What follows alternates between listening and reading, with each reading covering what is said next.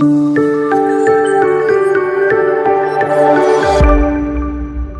Everyone, എല്ലാവർക്കും future plus അക്കാദമിയിലേക്ക് സ്വാഗതം. എൻ്റെ പേര് അളക. നമ്മളിന്ന് ഡീൽ ചെയ്യാൻ പോകുന്നത് MA സൈക്കോളജിയിലെ ഒരു പേപ്പറാണ്. MPC 003 block 1 personality theories and അസസ്മെൻറ്റിലെ unit 4 key issues in personality ആണ് നമ്മളിന്ന് ഡീൽ ചെയ്യാൻ പോകുന്നത്. സോ ഇത്രയുമാണ് ഇതിലെ കണ്ടന്റ് എന്ന് പറഞ്ഞാൽ. ഇൻട്രൊഡക്ഷൻ കൊടുക്കും, ദെൻ ജീൻസ് ആൻഡ് പേഴ്സണാലിറ്റിയിൽ കുറച്ച് കാര്യങ്ങൾ നോക്കും, then person situation controversy, then interactionistic approach to situation versus person debate, nomothetic approach versus ideographic approach, then cross cultural issues നോക്കും, personality traits and 5-factor model നോക്കും, issues relating to theoretical models. ഇത്രയും കാര്യങ്ങളാണ് ഈ യൂണിറ്റിലുള്ളത്.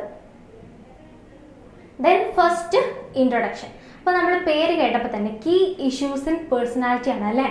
but there are several issues in the study of personality that have either remained unresolved or are still in the process of resolution.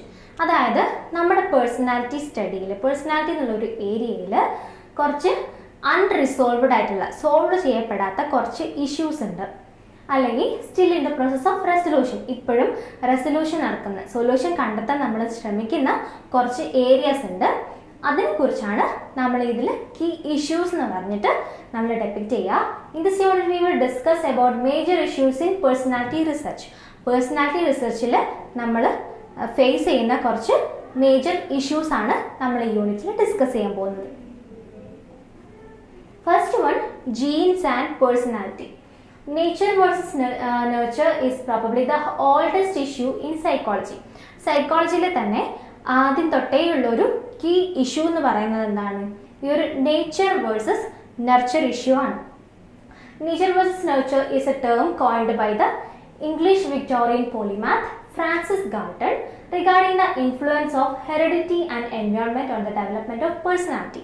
അതായത് personality develop ചെയ്യാൻ കാരണം നമ്മുടെ heredity ആണോ, അതായത് നമ്മുടെ ജീൻസും നമുക്ക് പാരൻസിൽ നിന്ന് കിട്ടിയ ആ ഒരു ഹെറിഡിറ്ററി ഫാക്ടർ ആണോ, അതോ എൻവയോൺമെൻറ്റ് കാരണമാണോ നമ്മുടെ പേഴ്സണാലിറ്റി ഡെവലപ്മെൻറ്റ് നടക്കുന്നത്? ഈ ഒരു ഇഷ്യൂ, ഈ രണ്ട് എക്സ്റ്റെൻറ്റ് തമ്മിലുള്ള ഒരു ഇഷ്യൂ നമുക്ക് ആദ്യമേ ഉള്ളൊരു കോൺട്രവേഴ്സിയാണ്. ഈ ഒരു ടേം കൊണ്ടുവന്ന ആരാണ്? ഫ്രാൻസിസ് ഗാൾട്ടൺ ആണ്, ഓർത്ത് വയ്ക്കുക.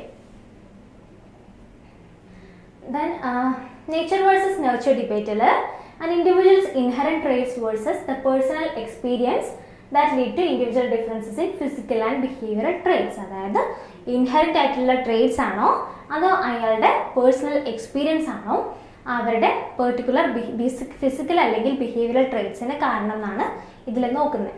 Genetic predispositions or even animal instincts are the push factors behind people behaviour. അതാണ് nature theory of human behaviour. ഇനി നർച്ചർ എന്താ പറയാ? The way one behaves is directly dependent upon the manner in which the person has been taught to behave. അതായത് നമ്മൾ ഏത് രീതിയിൽ behave ചെയ്യണമെന്ന് നമ്മൾ പലരും പഠിപ്പിക്കുമല്ലേ. പാരൻസ് നമ്മളെ പഠിപ്പിക്കും ഇന്ന രീതിയിൽ ബിഹേവ് ചെയ്യണം, അതേപോലെ തന്നെ ടീച്ചേഴ്സ് പഠിപ്പിക്കും, സൊസൈറ്റി പഠിപ്പിക്കും. ഇങ്ങനെ ആ ഒരു രീതിയിൽ, ആ ഒരു മാനറിൽ നമ്മൾ ഡെവലപ്മെൻറ്റിനെ ഡയറക്റ്റ് ചെയ്യുന്നതാണ് nurture theory of development, theory of human behaviour പറയുന്നത്. At the time of birth, the child has no specific traits. അതാണ് ആദ്യം പറയുന്നത്. Except that it functions through its reflexes. അതായത് ജനിക്കുന്ന ആ ഒരു സമയത്ത് തന്നെ ആ ഒരു കുട്ടിക്ക് എന്താ ഒരു സ്പെസിഫിക് ട്രേറ്റ്സും ഉണ്ടായിരിക്കില്ല, പക്ഷെ അവർക്ക് കുറച്ച് റിഫ്ലക്സുകൾ ഉണ്ടായിരിക്കും. സ്നീസിങ്, കഫിങ്, തം സക്കിങ്, ഇങ്ങനെയുള്ള കുറച്ച് റിഫ്ലക്സുകൾ മാത്രമേ ഉണ്ടായിരിക്കൂ, അല്ലാതെ സ്പെസിഫിക് ട്രേറ്റോ ഒന്നും ഉണ്ടായിരിക്കില്ല എന്നാണ് പറയുന്നത്. As the child grows and through the process of socialization, it learns many things in regard to the environment. ഇപ്പം നർച്ചർ തിയറി എന്താ പറയുന്നത്? അവർ ജനിക്കുമ്പോൾ ചൈൽഡിന് ട്രേറ്റ്സ് ഒന്നും ഉണ്ടായിരിക്കില്ല, വലുതാകുമ്പോൾ സോഷ്യലൈസേഷൻ വഴി അവർ പുതിയ കാര്യങ്ങൾ ലേൺ ചെയ്തെടുക്കും. സോഷ്യലൈസേഷൻ എപ്പോഴാണ് നടക്കുക? അവർക്കൊരു പിയർ ഗ്രൂപ്പ് ഉണ്ടായിരിക്കുന്ന സമയത്ത്, അല്ലെങ്കിൽ അവർ സ്കൂളിലെത്തുന്ന സമയത്ത്, ഒരു കമ്മ്യൂണിറ്റിയിലെത്തുന്ന സമയത്ത്, ഒരു സൊസൈറ്റി ആയിട്ട് ലിങ്ക് ചെയ്യുമ്പോൾ, അപ്പോഴൊക്കെയാണ് അവർ പുതിയ കാര്യങ്ങൾ ലേൺ ചെയ്തെടുത്തിട്ട് അവരുടെ പേഴ്സണാലിറ്റി ഫോം ചെയ്യുന്നതെന്നാണ് ഇവർ പറയുന്നത്. The child is at the birth is a blank state of mind or tabula rasa. ഈ ഒരു ടേം നിങ്ങൾ കേൾക്കാൻ സാധ്യതയുണ്ട്. ടാബുല റാസ എന്ന് പറയുന്നത് വെച്ചിട്ടുണ്ടെങ്കിൽ മൈൻഡ് എന്ന് പറഞ്ഞൊരു ബ്ലാങ്ക് പ്ലേറ്റ് ആണ്. ബ്ലാങ്ക് സ്ലേറ്റ് അല്ലെങ്കിൽ ബ്ലാങ്ക് സ്റ്റേറ്റ് ആണെന്നാണ് പറയുന്നത്. അതായത് ആ ഒരു ബ്ലാങ്ക് സ്ലേറ്റിൽ നമുക്ക് എന്ത് വേണമെങ്കിലും എഴുതാം, അതായിരിക്കും അവരുടെ പേഴ്സണാലിറ്റി എന്നാണ് ഇതിൽ പറയുന്നത്. Whatever one wants to put into it, the same would be absorbed and the child's behavior accordingly will change. അതായത് നമ്മൾ എന്താണോ അതിൽ പുട്ട് ചെയ്ത് കൊടുക്കുന്നത് അത് അവർ അബ്സോർവ് ചെയ്തിട്ട് അതിനനുസരിച്ചുള്ളൊരു ബിഹേവിയറൽ ചേഞ്ച് ആയിരിക്കും അവർക്ക് സംഭവിക്കാനാണ് ഈ ഒരു ടേം പറയുന്നത്. This view which holds that nurture yields all or almost all the behavioral traits in the individual child. Thus the environment plays a significant role in the development of the child personality. ഇതാണ് nurture തിയറിയിൽ അവർ പറയുന്നത്. The fast growing understanding of the human genome has come up with the information that both the sides are right in their own part. ഇപ്പോൾ പണ്ടത്തെ കാലത്തെ പോലെയല്ല, ഇപ്പം നമുക്ക് നമ്മുടെ ജീനോമിനെ കുറിച്ചും നമ്മുടെ ജെനറ്റിക്സിനെ കുറിച്ചൊക്കെ പുതിയ പുതിയ റിസർച്ചുകളൊക്കെ വന്നിട്ട് ഒരുപാട് അറിവുകളുണ്ട്. അപ്പം നമ്മൾ കണ്ടെത്തിയ കാര്യം എന്ന് വെച്ചിട്ടുണ്ടെങ്കിൽ ഈ രണ്ട് സൈഡിനും ഹെറിഡിറ്റിക്കും എൻവയോൺമെൻറ്റിനും നമ്മുടെ ഡെവലപ്മെൻറ്റ് പേഴ്സണാലിറ്റി അല്ലെങ്കിൽ ബിഹേവിയറിൽ ഇമ്പോർട്ടൻറ്റ് ഫാക്ടർ ആണെന്ന് നമ്മൾ കണ്ടുപിടിക്കാൻ കഴിഞ്ഞു. Whereas nature provides us with the inherent abilities and traits, nurture reshapes these genetic tendencies and mold them with the progressive learning and maturity. അതായത് നേച്ചർ നമ്മുടെ ഹെറിഡിറ്ററി ട്രേറ്റ്സ് ഒക്കെ provide ചെയ്യും, nurture എന്ത് ചെയ്യും, അതിനെ റീഷേപ്പ് ചെയ്തിട്ട് നമുക്ക് ഒരു പ്രോഗ്രസീവ് ലേണിങ്ങും മെച്യൂരിറ്റി ഉണ്ടാക്കാൻ വേണ്ടിയിട്ട് നമ്മളെ മോൾഡ് ചെയ്ത് എടുക്കും.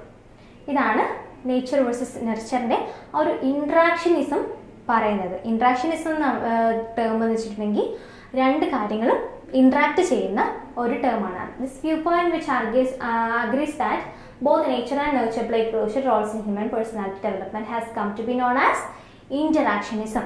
അതായത് ഒന്നിൽ കൂടുതൽ രണ്ട് ഇഷ്യൂസ് വരുന്ന സമയത്ത് ഇത് രണ്ടും ഇമ്പോർട്ടൻ്റ് ആണെന്ന് നമ്മൾ പറയുമ്പോൾ അവിടെ ഒരു ഇൻറ്ററാക്ഷനിസം ആണ് നടക്കുന്നത്. Then the nature theory or heredity, traits such as eye color and hair color are decided by specific genes that are embedded and encoded in each human cell. അതായത് ഐ കളറും ഹെയർ കളറും ഒക്കെ നമ്മുടെ ഓരോ ട്രേറ്റ്സ് ആണ്. അത് നമ്മുടെ ഹെറിഡിറ്റിയിൽ encoded ആയിട്ട് ഓരോ ആളുകൾക്കും എംബഡഡ് ആയിട്ട് കിടക്കുന്ന ഒരു ട്രേറ്റ് ആണ്. പക്ഷെ കുറച്ച് അബ്സ്ട്രാക്റ്റ് ആയിട്ടുള്ള ട്രേറ്റ്സ് ഉണ്ട്. അതായത് intelligence, personality, aggression, sexual orientation, ഇതൊക്കെയും ഒരാളുടെ DNA ഉണ്ടെന്നാണ് നമ്മുടെ നേച്ചർ തിയറി പറയുന്നത്. അതായത് കോൺക്രീറ്റ് ആയിട്ടുള്ള ഈ ഐ കളറും ഹെയർ കളറും മാത്രമല്ല, അബ്സ്ട്രാക്റ്റ് ഐഡിയാസ് ആയിട്ടുള്ള ഇൻ്റലിജൻസ്, പേഴ്സണാലിറ്റി ഒക്കെ DNA എംബഡഡ് ആയിട്ട് എൻകോഡഡ് ആയിട്ട് കിടക്കുന്നുണ്ടെന്നാണ് നേച്ചർ തിയറി പറയുന്നത്. This has led to the concept of behavioral genes which can justify criminal acts or criminal behavior. അതായത് ഓരോരുത്തർക്കും ബിഹേവിയറൽ ജീൻസ് ഉണ്ടെന്നാണ് പറയുന്നത്. അതുകൊണ്ട് തന്നെ ഒരു ക്രിമിനൽ ആയിട്ടുള്ള ഒരാൾ ഇങ്ങനെ പെരുമാറാൻ കാരണം അയാളുടെ ജീനാണെന്ന് നമുക്ക് അവിടെ ജസ്റ്റിഫൈ ചെയ്യാൻ വേണ്ടിയിട്ട് സാധിക്കും. Another debated issue in context of nature theory is the occurrence of gay gene that point to a genetic component to sexual orientation. അതേപോലെ തന്നെ ഒരു ഗേ ജീൻ ഉണ്ടെന്നാണ് പറയുന്നത്, നമ്മുടെ സെക്ഷൽ ഓറിയൻറ്റേഷനിലേക്കാണത് ലീഡ് ചെയ്യുന്നതെന്നും പറയുന്നു. If there is no role of genetics then fraternal twins brought up under the same environmental condition would be alike even though differences exist in their genetic makeup. But according to studies they closely resemble each other as compared to non-twin brothers and sisters. അതായത് fraternal twins എന്ന് വെച്ചിട്ടുണ്ടെങ്കിൽ fraternal ട്വിൻസും ഉണ്ട്, identical ട്വിൻസും ഉണ്ട്. രണ്ട് type twins ആണ്. അപ്പോൾ identical twins എന്ന് വെച്ചാൽ എന്താ, ഒരു സൈഗോട്ട്, അതായത് ഓവും സ്പേമും തമ്മിൽ ഫെർട്ടിലൈസ് ആയിട്ട് സൈഗോട്ട് ഉണ്ടാവുമല്ലോ. അപ്പം ഒരു സൈഗോട്ട് രണ്ടായിട്ട് മുറിഞ്ഞിട്ട് രണ്ട് കുട്ടികൾ ഉണ്ടാകുന്നതാണ് ഐഡൻറ്റിക്കൽ ട്വിൻസ്. അപ്പോൾ അവരുടെ എക്സാക്റ്റ് സെയിം ജീൻസ് ആയിരിക്കും രണ്ട് സൈഗോട്ടിലും ഉണ്ടായിരിക്കുക. അപ്പോൾ ആ രണ്ട് ഇൻഡിവിജ്വലിന് എന്തായിരിക്കും, ഒരേ ജീനോഗ്രഫി ആയിരിക്കും ഉണ്ടായിരിക്കുക, ഒരേ ടൈപ്പ് ജീൻസ് ആയിരിക്കും രണ്ടിലും ഉണ്ടായിരിക്കുക. പക്ഷെ ഫ്രറ്റേണൽ ട്വിൻസ് ആകുന്ന സമയത്ത് അവരുടെ പകുതി മാത്രമേ ഉണ്ടായിരിക്കുള്ളൂ. കാരണം രണ്ട് ഓവം രണ്ട് സെപ്പറേറ്റ് സ്പേമിൽ ഫെർട്ടിലൈസ് ചെയ്തിട്ടായിരിക്കും ഉണ്ടാവുക. അപ്പോൾ ആ ഒരു ഓവത്തിൻ്റെ DNA എന്തായാലും സെയിം ആയിരിക്കും. പക്ഷേ ആ ഒരു സ്പേം രണ്ട് ടൈപ്പ് സ്പേം ആയതുകൊണ്ട് തന്നെ ആ ഒരു രണ്ട് സ്പേമിൻ്റെയും ആ ഒരു കാറ്റഗറൈസേഷൻ ആയിരിക്കും അവിടെ ഉണ്ടാവുക. അതായത് പകുതി ജീൻസ് മാത്രമേ അവർക്ക് കോമൺ ആയിട്ട് ഉണ്ടാവുള്ളൂ. നർച്ചർ തിയറി എന്താ പറയുന്നത് നോക്കാം. The proponents of the nurture theory are of the view that genetic tendencies ultimately do not matter. ഇവരെന്താ പറയുന്നത്, ജനറ്റിക് ആയിട്ടുള്ള കാര്യങ്ങളൊന്നും എന്താ ഈ ഒരു ഡെവലപ്മെൻറ്റിനെ അല്ലെങ്കിൽ നമ്മുടെ പേഴ്സണാലിറ്റിയോ ബിഹേവിയറിനെയോ ഒന്നും ബാധിക്കുന്നില്ല എന്നാണ് നർച്ചർ തിയറി പറയുന്നത്. അവർ ബിലീവ് ചെയ്യുന്ന കാര്യം എന്ന് വെച്ചിട്ടുണ്ടെങ്കിൽ behavioural aspect originate only from the environmental forces in our upcome. American psychologist John Watson ആണ് ഈ ഒരു എൻവയോൺമെൻറ്റൽ ലേണിങ്ങിലേക്ക് സ്ട്രോങ്ലി ബിലീവ് ചെയ്തൊരു psychologist. He demonstrated that disorders like phobia could also be explained by classical conditioning. നമ്മൾ classical conditioning പഠിച്ചിട്ടുണ്ടെങ്കിൽ അറിയാൻ പറ്റും നമുക്ക് ഫോബിയ ഇൻഡ്യൂസ് ചെയ്യാനും ഒഴിവാക്കാനും ഒക്കെ ഈ ഒരു ക്ലാസിക്കൽ കണ്ടീഷനിങ് വഴി സാധിക്കും. അപ്പോൾ അത് പുട്ട് ഫോർവേഡ് ചെയ്യുന്ന എന്താ, എൻവയോൺമെൻറ്റൽ സ്റ്റിമുലസിന് ഒരു പെർട്ടിക്കുലർ ബിഹേവിയർ ഉണ്ടാക്കാനും ഇല്ലാതാക്കാനും ഒക്കെ ഉള്ള കഴിവുണ്ടെന്നാണ്. Today known as the father of behavioural science, B.F. Skinner proved that human behavior could be conditioned in much the same way as animals. Skinner എന്താ പറഞ്ഞത്, നമ്മുടെ ഹ്യൂമൻസിനെ എങ്ങനെ മാറ്റുന്നോ അതേപോലെ തന്നെ ആനിമൽസിനെയും നമുക്ക് ഈ ഒരു ബിഹേവിയറൽ ചേഞ്ച് കണ്ടീഷൻ ചെയ്തിട്ട് മാറ്റിയെടുക്കാം. അതായത് ഹ്യൂമൻസിനും ആനിമൽസിനും ഈ കണ്ടീഷൻസ് പോസിബിൾ ആണെന്നാണ് B.F. Skinner പറഞ്ഞിട്ടുള്ളത്. Even if reared apart, identical twins should have been exactly the same in all respects if environment had no role to play. അതായത് ഐഡൻറ്റിക്കൽ ട്വിൻസ് നേച്ചർ മാത്രമാണ് important എന്ന് വിചാരിക്കുക, എൻവയോൺമെൻറ്റിന് ഒരു പാർട്ടും ഇല്ലെങ്കിൽ identical twins exactly same behaviour ആയിരിക്കും. പക്ഷെ നിങ്ങൾ എവിടെയെങ്കിലും കണ്ടിട്ടുണ്ടോ എക്സാക്ട്ലി സെയിം ബിഹേവിയർ ഉള്ള രണ്ട് ഐഡൻറ്റിക്കൽ ട്വിൻസിനെ? ഒരിക്കലുമില്ല. അവരുടെ ബിഹേവിയേഴ്സിൽ എവിടെയെങ്കിലുമൊക്കെ എന്തെങ്കിലുമൊക്കെ മാറ്റങ്ങൾ ഉണ്ടാവും അല്ലേ. കാണാനൊക്കെ ഒരുപോലെ ആണെങ്കിലും അവർ എടുക്കുന്ന ആറ്റിറ്റ്യൂഡ്സും ബിഹേവിയേഴ്സും ഒക്കെ വ്യത്യസ്തമായിരിക്കാം. അവരുടെ ഇഷ്ടങ്ങളും ഇൻട്രസ്റ്റും ഡിസ്ലൈക്കും ഒക്കെ മാറിയിരിക്കാം. അപ്പോൾ അതിൻ്റെയൊക്കെ റീസൺ എന്ന് പറയുന്നത് ഈ ഒരു എൻവയോൺമെൻ്റ് ആണ്. അവർ ഫേസ് ചെയ്യുന്ന എൻവയോൺമെൻറ്റൽ ഇഷ്യൂസും ആറ്റിറ്റ്യൂഡ്സും അഡ്ജസ്റ്റ്മെൻറ്റൽ ഇഷ്യൂസും ഒക്കെയാണ് അവരുടെ പേഴ്സണാലിറ്റിയെ മോൾഡ് ചെയ്തെടുക്കുന്നത്. ദെൻ വരുന്ന അടുത്തൊരു മെത്തേഡാണ് twin studies. It's an important tool in resolving the nature versus nurture argument. ഈ ഒരു നേച്ചർ നർച്ചർ ആർഗ്യുമെൻറ്റ് റിസോൾവ് ചെയ്യാൻ വേണ്ടി ഹെൽപ്പ് ചെയ്യുന്ന ഒരു മെത്തേഡാണ് twin studies. Identical twins or monozygotic twins are siblings who have exact duplications of their genotype. Exact duplication ആയിരിക്കും അവരുടെ ജീനോടൈപ്പിൽ ഉണ്ടാവുക. They best indicate that whether biological dispositions have a trait and psychopathology in human beings. ഇവർക്ക് exactly same genotype ആയതുകൊണ്ട് തന്നെ അവർ biological ഡിസ്പോസിഷൻസ് ഡിസോർഡേഴ്സിന് കാരണമാവുന്നു എന്ന് പഠിക്കാൻ വേണ്ടിയിട്ട് നമ്മളെ ഹെൽപ്പ് ചെയ്യും. ഫ്രറ്റേണൽ ട്വിൻസ് അല്ലെങ്കിൽ ഡൈസൈഗോട്ടിക് ട്വിൻസ് എന്തായിരിക്കും, exactly half number of genes ആയിരിക്കും ഷെയർ ചെയ്യാം. They are very good basis for comparison of identical twins. Identical twins ആയിട്ട് കമ്പയർ ചെയ്യാൻ വേണ്ടിയിട്ട് നമുക്ക് ഫ്രറ്റേണൽ ട്വിൻസിനെ യൂസ് ചെയ്യാം. Twin studies usually relay on samples of identical and fraternal twins. നമ്മൾ identical ട്വിൻസിനെയും fraternal ട്വിൻസിനെയും ഒക്കെ വെച്ചിട്ടാണ് ഈ ഒരു ട്വിൻ സ്റ്റഡീസ് കണ്ടക്ട് ചെയ്യുന്നത്. ദെൻ ഇൻഫാൻറ്റ് ഷൈനസ് എന്നുള്ളൊരു ടോപ്പിക്കാണ്. An adoptive study was conducted to uncover the reasons behind why some infants are open and responsive to attention, some take a bit longer to open up, while some others are withdrawn. അതായത് shyness, ഓരോ കുട്ടികൾക്കും അവരുടെ ഷൈനസിൻ്റെ level വ്യത്യസ്തമാണല്ലേ. ചിലർ എല്ലാവരോടും open ആയിട്ട് ഭയങ്കര response ഒക്കെ ആയിരിക്കും കാണിക്കുക, ചിലരെന്താ കുറച്ച് സമയം എടുക്കുന്നു മെരിഞ്ഞു വരാൻ. പക്ഷെ ചിലരാണെങ്കിലോ എല്ലായ്പ്പോഴും വിഡ്രോൺ ചെയ്തിട്ട് ഒരിക്കലും ഓപ്പൺ അപ്പ് ആവാത്ത, ഒരിക്കലും റെസ്പോൺസ് തരാത്ത കുട്ടികളായിരിക്കും. It's difficult to tell whether babies are shy.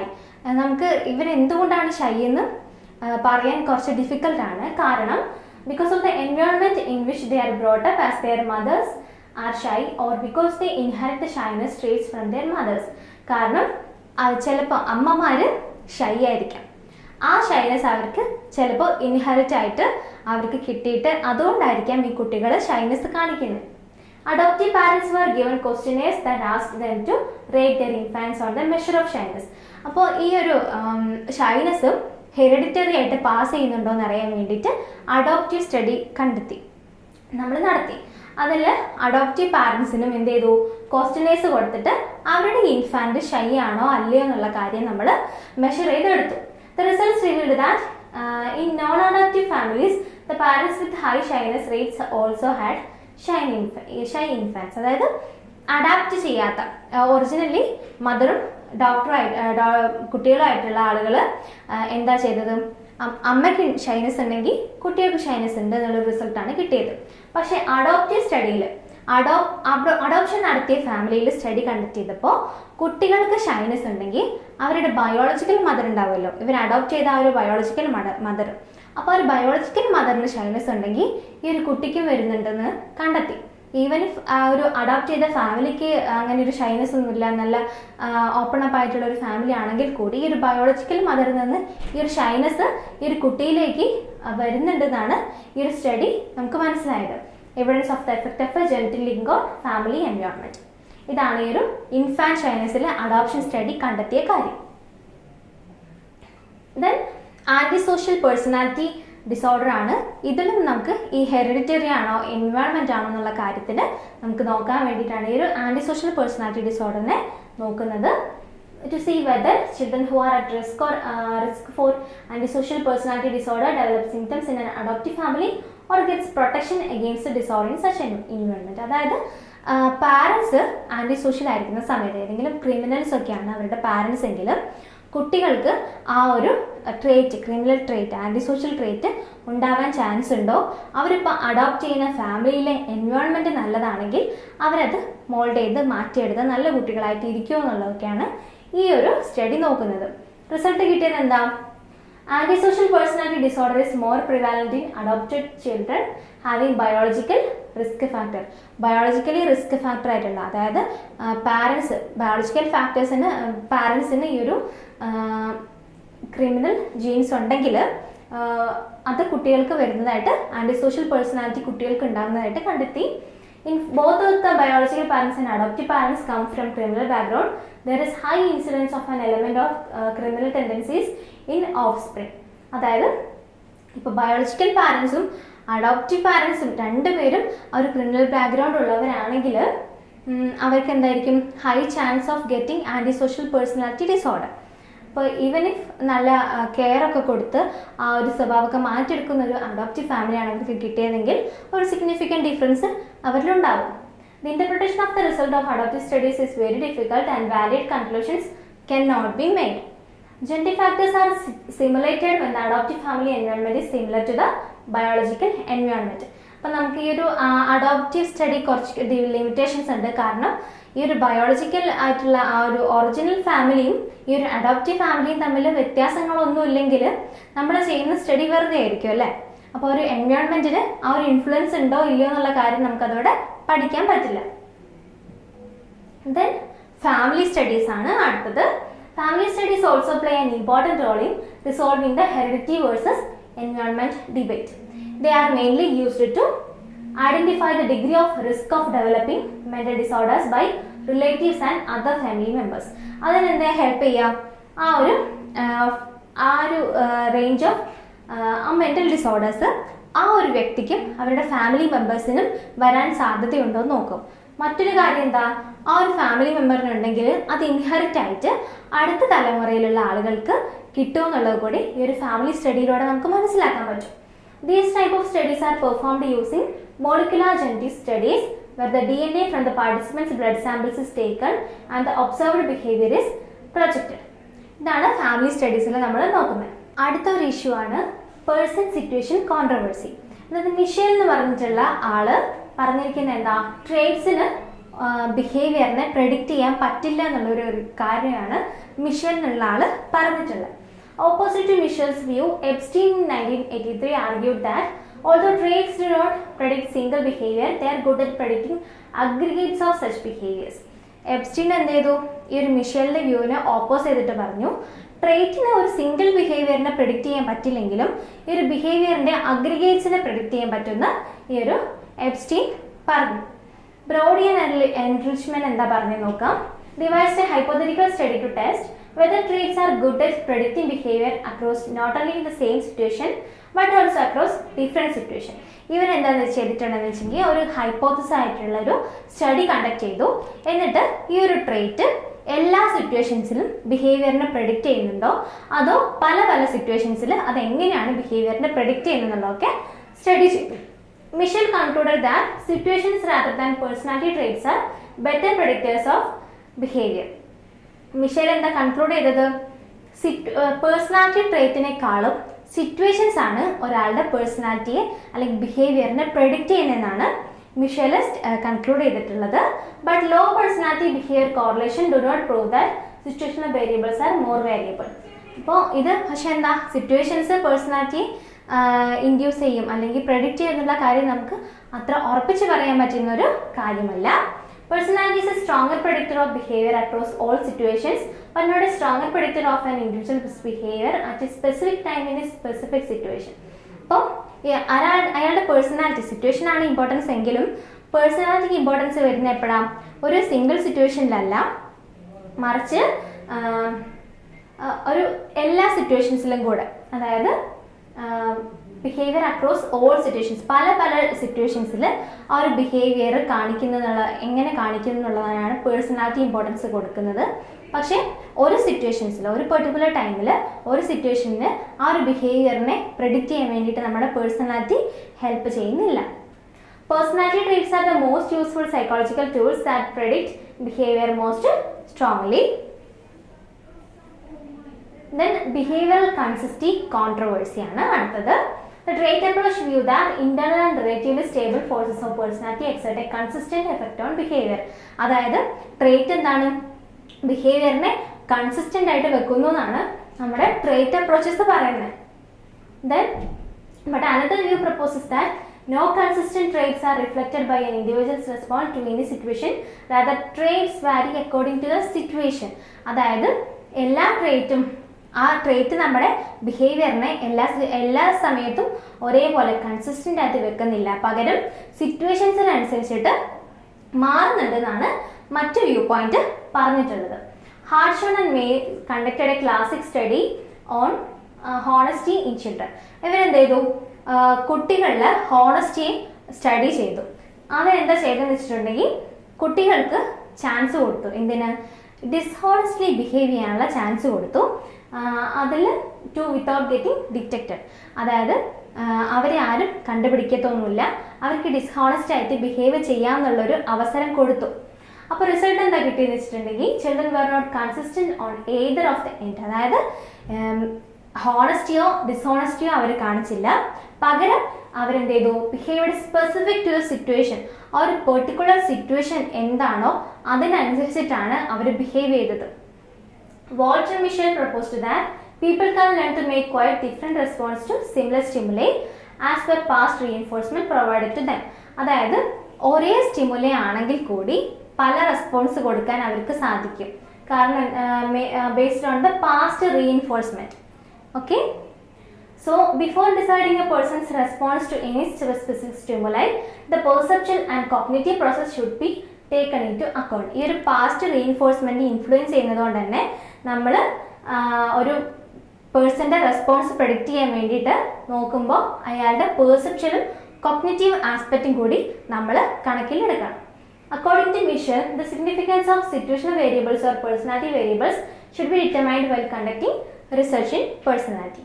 അദ്ദേഹം ലാസ്റ്റ് കൺക്ലൂഡ് ചെയ്തതാണ് സിറ്റുവേഷണൽ വേരിയബിൾസും പേഴ്സണാലിറ്റി വേരിയബിൾസും ഒരാളുടെ ബിഹേവിയർ സ്റ്റഡി ചെയ്യുമ്പോൾ നമ്മൾ കൺസിഡർ ചെയ്യണമെന്നാണ് ലാസ്റ്റ് മിഷേൽ പറഞ്ഞത്. Magnuson and Endler believed that prediction of behavior is done not only in terms of traits or situations alone, rather some combination or interaction of the two must be attended and referred to. അതായത് independent ആയിട്ട് ഒരു പേഴ്സണാലിറ്റിയോ അല്ലെങ്കിൽ അവരുടെ സിറ്റുവേഷൻസോ independent ആയിട്ടല്ല, അവരുടെ ഒരു interaction ആണ് നമ്മൾ നോക്കേണ്ടത്. നേരത്തെ പറഞ്ഞ പോലെ ഇൻട്രാക്ഷനിസം ഇവിടെയും വരുന്നുണ്ട്. Then interactionist approach to situation versus person debate. If one formulates that traits and situations interact to influence behavior, then the formula for this will be behavior is equal to personality into appraisal of the situation. അതായത് ഒരു particular ബിഹേവിയറിനെ എന്തൊക്കെ predict ചെയ്യുന്നത്? അവരുടെ personality ട്രേറ്റും അവർ ആ particular സിറ്റുവേഷനെ എങ്ങനെ appraisal ചെയ്യുന്നു എന്നുള്ളതാണ് ഇതിൽ പറയുന്നത്. Individual differences exist in personality situation relationship. ഇതിൽ ഒബ്വിയസ്ലി ഇൻഡിവിജ്വൽ ഡിഫറൻസസ് വരുന്നുണ്ട്, ഒരേപോലെ ആയിരിക്കില്ല എല്ലാ പേഴ്സൺസും ബിഹേവ് ചെയ്യുക. High self monitors try to adapt more to the situation and thus display less consistency across situations in their behaviour. അതായത് ഭയങ്കര self monitor ചെയ്യുന്ന ഒരാളാണെങ്കിൽ അവർ സിറ്റുവേഷൻസ് ആയിട്ട് മോർ അഡാപ്റ്റ് ചെയ്തിട്ട് ഒരു കൺസിസ്റ്റൻസി ഒരിക്കലും കാണിക്കില്ല. അതായത് ഒരു സിറ്റുവേഷൻ വരുമ്പോൾ അതിനനുസരിച്ച് അവർ അഡാപ്റ്റ് ചെയ്യും, മറ്റൊരു സിറ്റുവേഷൻ വരുമ്പോൾ അതിനനുസരിച്ച് അഡാപ്റ്റ് ചെയ്തിട്ട് ബിഹേവ് ചെയ്യും. സോ ഇത്തരം ഒരു ഇൻഡിവിജ്വൽ ഡിഫറൻസസ് ഈ ഒരു അഡാപ്റ്റേഷൻ, ഒരു റിലേഷൻഷിപ്പിൽ വരുന്നുണ്ട്. ഇതിൽ ഒരു സ്റ്റാൻലി മിൽഗ്രാമിൻ്റെ ഒരു എക്സ്പെരിമെൻ്റ് ഉണ്ട്, ഒബീഡിയൻസ് ഫാക്ടറിൻ്റെ. അത് നിങ്ങൾ സ്റ്റഡി മെറ്റീരിയൽസിൽ റെഫർ ചെയ്യുക. Don't forget that. Then on the basis of several formulations, a new definition of personality can be framed. ഇതിൻ്റെയൊക്കെ ബേസിസിൽ പേഴ്സണാലിറ്റിക്ക് ഒരു പുതിയ ഡെഫിനിഷൻസ് കൊടുത്തു.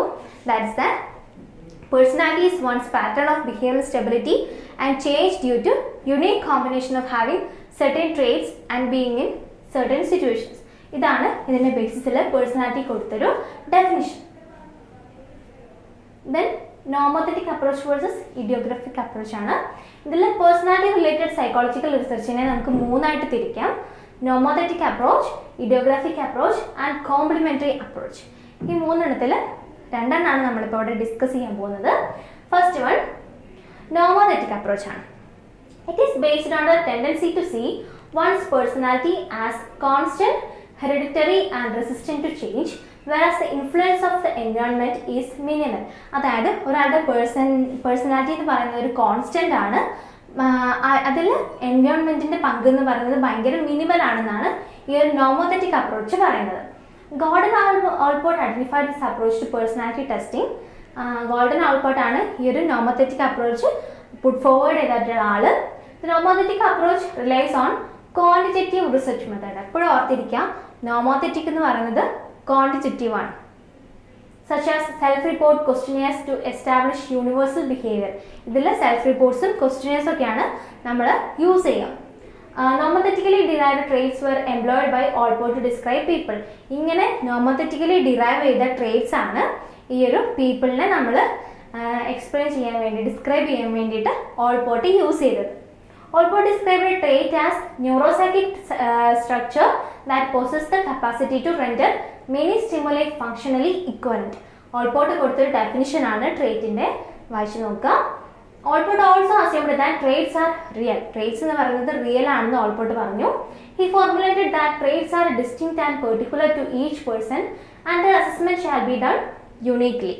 സോ ഇത്രയുമാണ് നോമോത്തറ്റിക് അപ്രോച്ചിൽ. ഒരു നോമോത്തറ്റിക് പോയിന്റ് ഓഫ് വ്യൂവിൽ നമ്മൾ യൂസ് ചെയ്യുന്ന കുറച്ച് ടെക്നിക്സ് പറയുന്നത് experiment, correlation, psychometric testing and other quantitative methods. അതാണ് ഇതിന്റെ എക്സാമ്പിൾസ്. സോ ഇത്രയുമാണ് നോമോത്തറ്റിക് അപ്രോച്ച്. ദെൻ ഇഡിയോഗ്രാഫിക് അപ്രോച്ച് നോക്കുക. Allport also promoted another approach named as idiographic approach to the study of personality. Allport തന്നെയാണ് ഈ ഒരു ഇഡിയോഗ്രാഫിക് അപ്രോച്ചും നമുക്ക് put forward ചെയ്തത്. Here every individual is regarded as a combined system that can be independently analyzed scientifically. ഇവരെ individual എങ്ങനെ കണക്കാക്കിയ ഒരു combined system ആയിട്ടാണ്.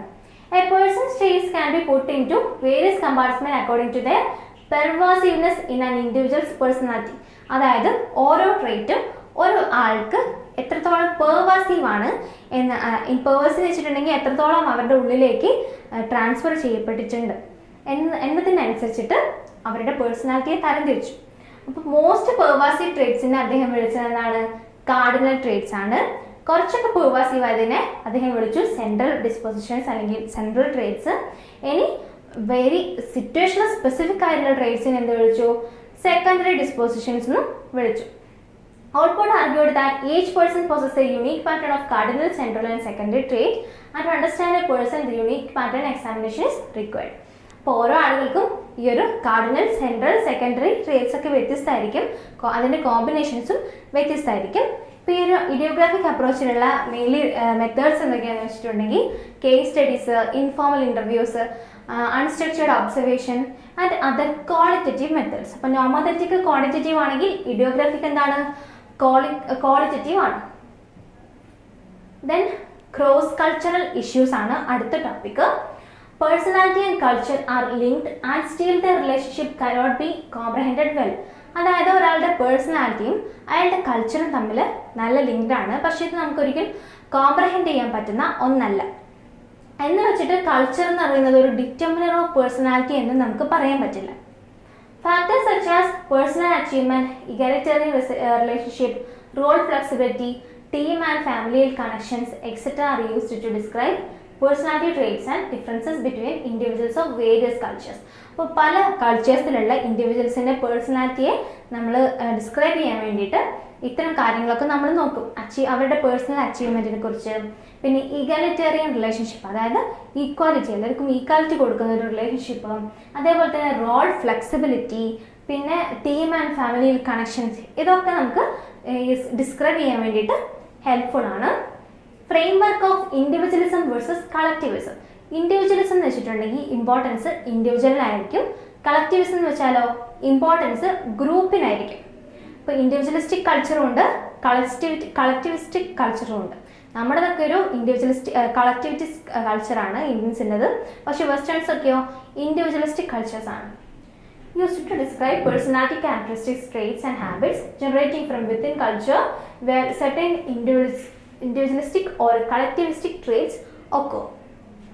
The individualism framework can be more used in describing cultural tendencies as a whole rather than describing individual characteristics and traits. Individualism നമ്മളെ എന്തിനെ help ചെയ്യുന്നു? Cultural ടെൻഡൻസീസിനെ explain ചെയ്യാൻ വേണ്ടിയിട്ട് ഹെൽപ്പ് ചെയ്യുന്നു. The interplay between personality and culture is quite complex. ഈ പേഴ്സണാലിറ്റിയും കൾച്ചറും തമ്മിലുള്ള interplay എന്ന് പറയുന്നത് എന്താണ്? ഒരു കോംപ്ലക്സ് ആയിട്ടുള്ള കാര്യമാണ്. Even in adulthood personality can be affected by cultural expectations. നമ്മൾ അഡൽട്ട്ഹുഡ് ആയിരിക്കുന്ന പോലും നമ്മുടെ കൾച്ചറൽ എക്സ്പെക്ടേഷൻസ് എന്ത് ചെയ്യുന്നു? നമ്മുടെ പേഴ്സണാലിറ്റിയെ ബാധിക്കുന്നു. അതായത് ഓരോ കൾച്ചറിനും ഓരോ എക്സ്പെക്ടേഷൻസ് ഉണ്ട്, ഓരോ സൊസൈറ്റിക്കും. അപ്പോൾ ആ ഒരു കൾച്ചറിന് അനുസരിച്ച് നമ്മൾ നമ്മുടെ പേഴ്സണാലിറ്റിയെ മോൾഡ് ചെയ്തിട്ടില്ലെങ്കിൽ ആ ഒരു കൾച്ചറിലുള്ളവർ നമ്മളൊരു ഒറ്റപ്പെട്ട രീതിയിലേക്ക് മാറ്റും. അപ്പോൾ അതിനെതിരെ നമ്മൾ അവരുടെ നോംസും അവരുടെ കൾച്ചറൽ ആക്ടിവിറ്റീസിലൊക്കെ പങ്കെടുത്ത് അതിന് നോംസും വാല്യൂസും ഒക്കെ ഉൾക്കൊണ്ടിട്ടായിരിക്കും നമ്മൾ ജീവിക്കുക.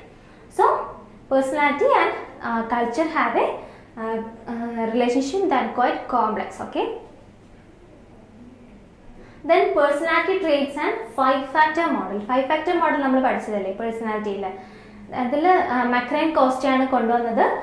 അവർ പേഴ്സണാലിറ്റി കൊടുത്തൊരു ഡെഫിനിഷൻ ഉണ്ട്, അത് വായിച്ചു നോക്കുക. Personality traits are the dimensions of individual differences in tendency to show consistent patterns of thoughts, feelings and action. ഇതാണ് മക്രൈൻ കോസ്റ്റിയും പേഴ്സണാലിറ്റി കൊടുത്തൊരു ഡെഫിനിഷൻ. ദെൻ 5-factor മോഡൽ എന്താ പറഞ്ഞേ? 5 ഡയമെൻഷൻസ് ഓഫ് പേഴ്സണാലിറ്റി ഉണ്ട്. Neuroticism, extraversion, openness to experience, agreeableness and conscientiousness. ഇപ്പോൾ OCEAN, OCEAN, ഈ OCEAN എന്നുള്ളൊരു concept എപ്പോഴും ഓർത്തിരിക്കാം. ഇതിൽ ഇൻഡിവിജ്വൽസ് ന്യൂറോട്ടിസിസം ഹൈ ആയിരിക്കും. അതായത് ന്യൂറോട്ടിസിസം ഹൈ ആയിരിക്കുമ്പോൾ അവരെന്തായിരിക്കും?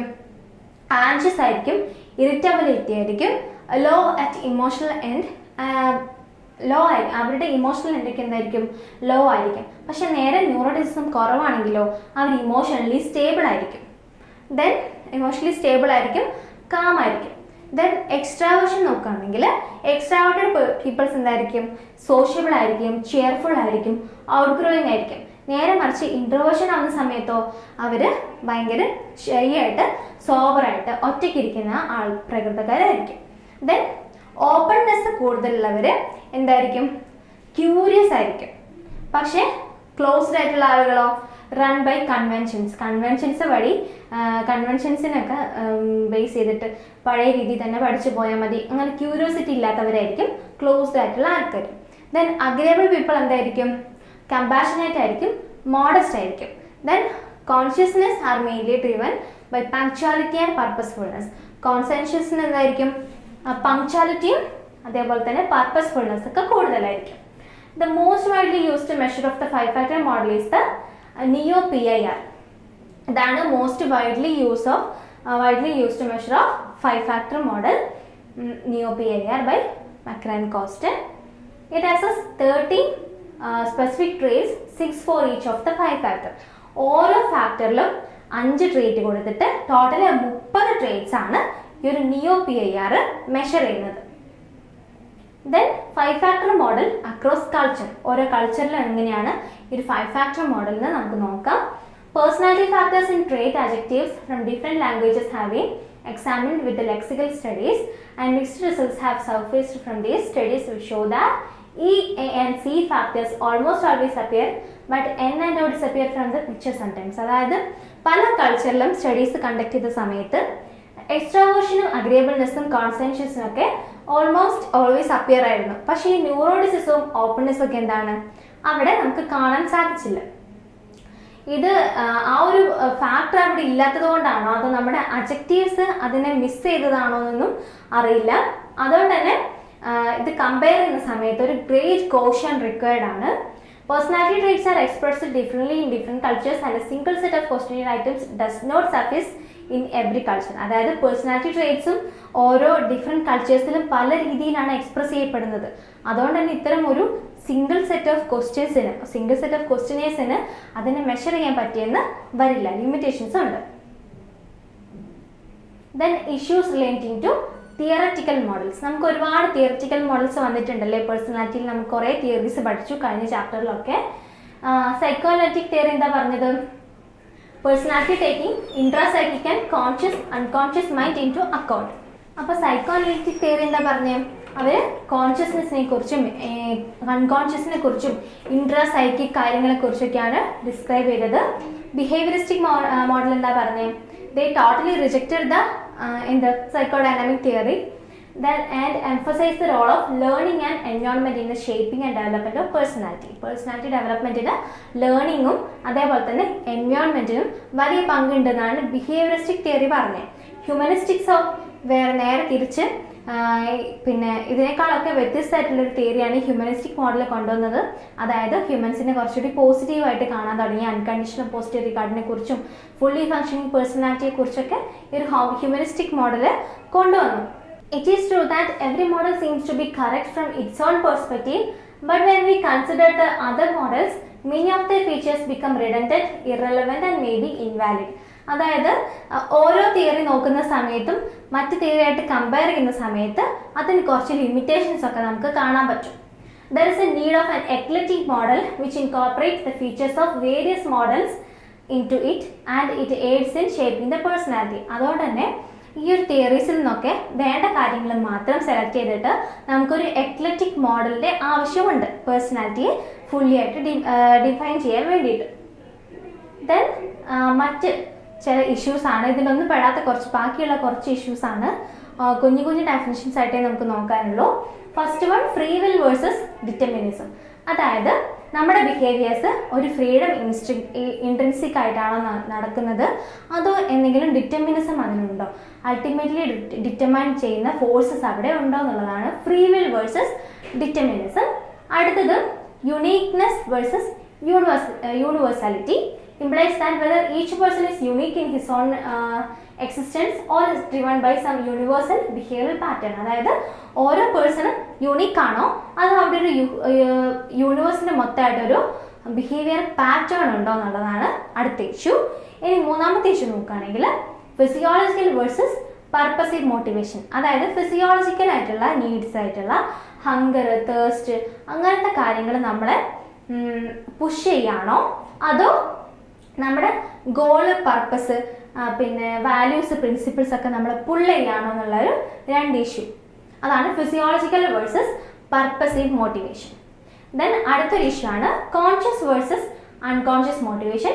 ഒബ്വിയസ്ലി നമ്മുടെ എക്സ്പീരിയൻസ് ഒക്കെ ഡിറ്റർമൈൻ ചെയ്യുന്നത് കോൺഷ്യസ് ഫോഴ്സ് ആണോ അതോ നമ്മൾ അറിയ പോലും ഇല്ലാത്ത, അവെയർ അല്ലാത്ത നമ്മുടെ അൺകോൺഷ്യസ് ഫോഴ്സ് ആണോ എന്നുള്ളതാണ് ഈ ഒരു കോൺഷ്യസ് വേഴ്സസ് അൺകോൺഷ്യസ് മോട്ടിവേഷനിൽ പറയുന്നത്.